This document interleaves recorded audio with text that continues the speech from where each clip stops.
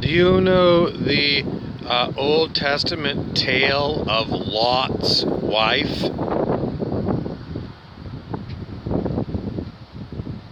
It had something to do with Sodom and Gomorrah, which were destroyed by maybe it was an earthquake.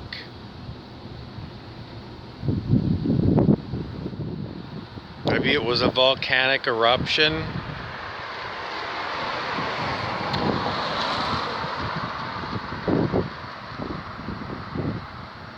Anyway, Lot and his wife were told by angels, get the hell out of, I don't know if they were in Sodom or they were in Gomorrah, but they were in one of those two towns. And the angel said, get the hell out of there now. Because this disaster is about to befall these places, and you don't want to be there because, you don't want to be destroyed in the wreck of the Hesperus. So the angel said, but there's one thing we want to remind you. Don't go back to Sodom and Gomorrah while we're in the middle of escaping. Don't even look back. Don't look back at those places. Don't look back at them. So they were climbing a mountain on the outskirts of Sodom, and just as they got to the crest to get them up over the mountain to the other side of the mountain, it was the last place that you could look back and see Sodom and Gomorrah, because beyond that you're on the, you're down the other side of the mountain, so you can't see them anymore.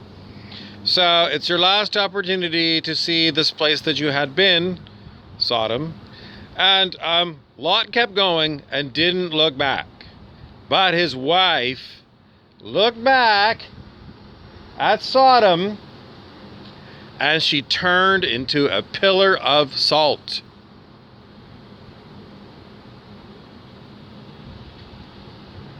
So if you're an alcoholic and you've decided to abstain from alcohol because you're an alcoholic, you don't look back at what you were like when you were an alcoholic, and you're going to follow those same patterns. No, now that you're abstaining, you're going to what? Don't look back. See, I don't understand this, from a storyteller's perspective. What exactly is the meaning of Lot kept going, and, I guess he lived as a human, but Lot's wife turned around, looked at Sodom, she turned to salt. She was destroyed. Now, biblically, what exactly is Sodom and Gomorrah? They are a state of mind, according to metaphysical theory of the Unity Church. They use the Metaphysical Bible Dictionary as compiled by Charles Fillmore. And this is like a dictionary where you could look up all the different words that are in the Christian Bible, the Old Testament, New Testament. All the names and words that he compiled are in this dictionary. And then what you would do is you would, the dictionary is online. Last time I looked, I haven't looked that recently, but I'm going to guess it's still there. I think it's like truthunity.com or something. But anyway, it's the Metaphysical Bible Dictionary, and you can find it online. If you wanted to buy it, it's by Charles Fillmore. And then you go looking for, well, I don't know, I guess you'd go for Lot. I don't think they'd list Lot's wife, but Lot would be there. You could read up on the name of Lot. And then you could look up the name Sodom and look to see what they give you for those two things. Because Lot left Sodom, so I'm going to say he had a change of his consciousness. On the scale of human consciousness, if you're leaving Sodom to go up the mountainside to escape Sodom, then you're leaving a certain state of mind.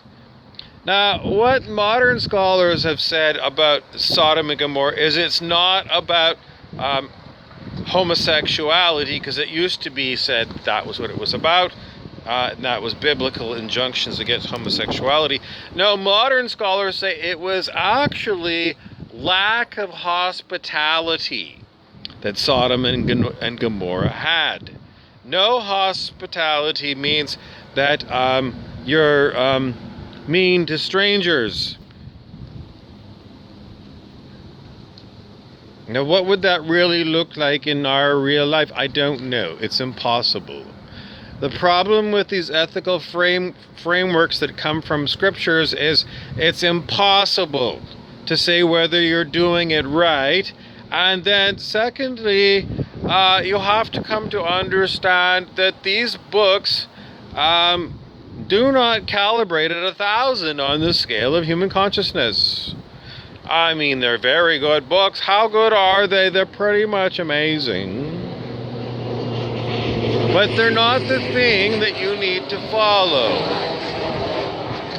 Because pretty much after you've consulted all of these ethical frameworks and things, you'll have to come to understand that perhaps due to karmic reasons, you are not going to involve yourself in something, or because of karmic reasons, you're going to involve yourself in something.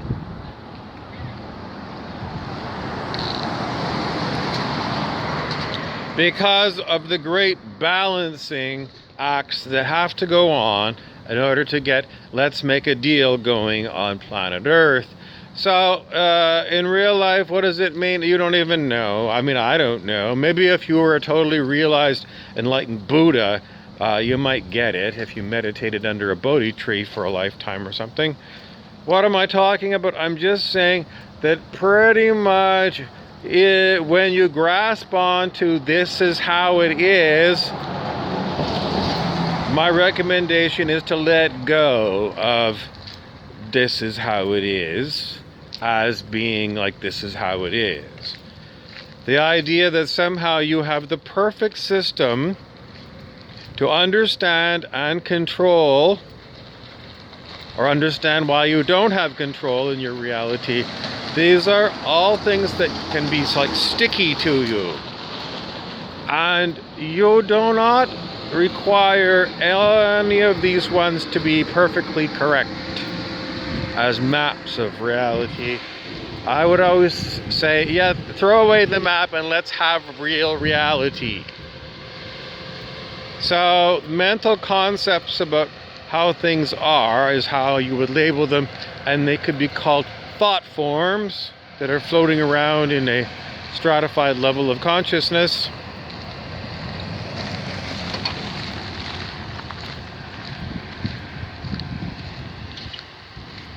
And the point of ascending is to let go of these stratified layers, so don't get hung up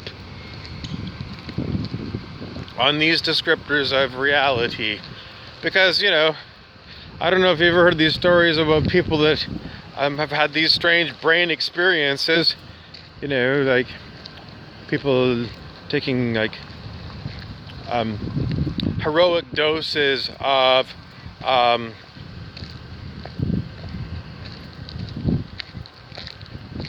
whatever.